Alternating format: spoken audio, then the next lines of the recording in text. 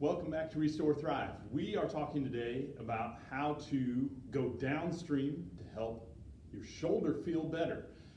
Specifically, we're going to talk about how to use a foam roll to roll out your bicep. Now remember, we are a system of systems. So even when we have something like a hot shoulder, something downstream like our bicep, because that bicep not only helps us bend our elbow, but helps us bring our arm overhead, is implicated in how our shoulder functions through all different planes of motion. So one of the classic problems we see is that people never put any sort of mechanical pressure through their bicep, which leads to a lot of irritation in the elbow or in the front of the shoulder. So what we're going to show you today is how to use just a simple soft tissue tool. This is one of our favorite tools. We call it the Rumble Roller Gator. You can simply use a foam roll as well. We like this because of these little teeth here. It creates a certain amount of shear, which pulls the tissue apart a little more effectively. So the way we're going to do this is laying on our side. Now, if we just lay on our side and put this roll on our leg, it's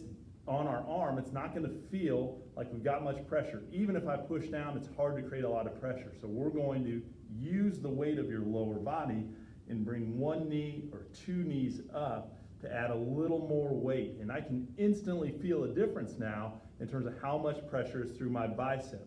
So right now I'm in what we call a long lever shape. My elbow is straight, my palm is up.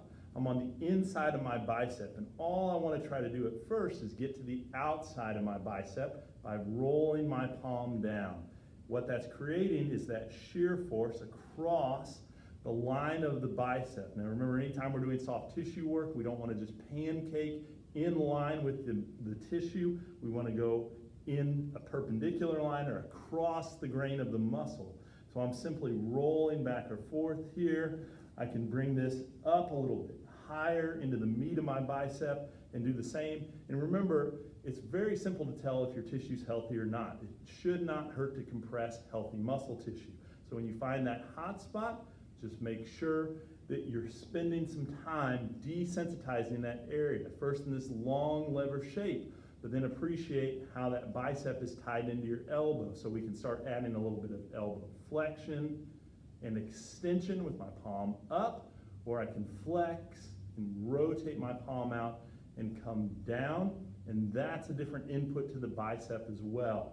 So I can just bounce between those two while I'm keeping pressure on my bicep, using that weight of my hand and my legs to get into those different aspects of my bicep that may be tight.